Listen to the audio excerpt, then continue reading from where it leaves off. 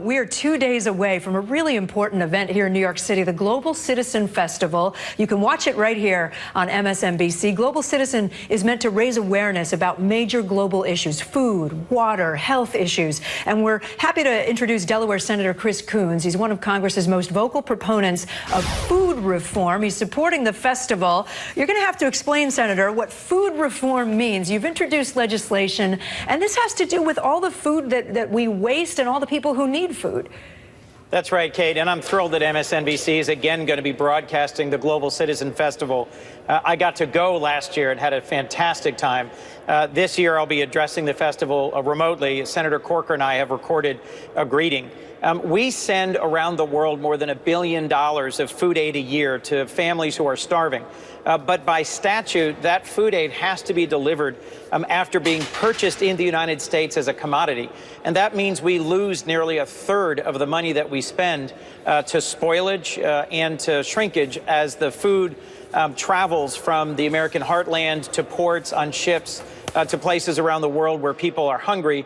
It also means that it has a negative impact on the markets in countries where during famines we'll dump significant amounts of food aid, and it'll depress the local agricultural markets.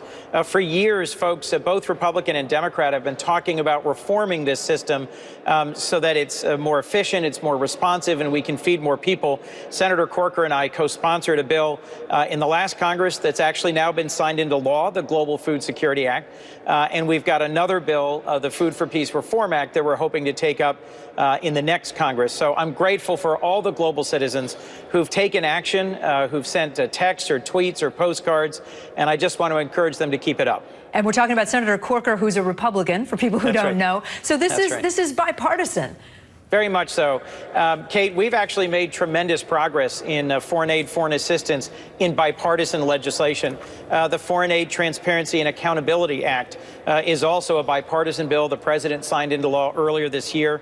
And literally just this week, Republican Senator Jeff Flake and I heard that our bill, the End Wildlife Trafficking bill, which Global Citizen has also supported, cleared the Senate and has cleared the House and is now on its way to the president's desk for signature next week. Can I switch gears a little bit on you, Senator, since you are a U.S. Senator, and ask you about what we're about to see in Charlotte, North Carolina? We're waiting for a press conference with that family. Yes. And I know it's all the talk on Capitol Hill as well. What needs to happen in this country to stop these horrific incidents that we're seeing almost on a weekly basis? Well, Kate, I had the opportunity to be with the Crutcher family Monday morning, and in our caucus lunch today, Professor Carol Anderson of Emory, the author of White Rage, spoke to us, and Senator Booker and a number of other of my colleagues spoke about what is our policy agenda going forward.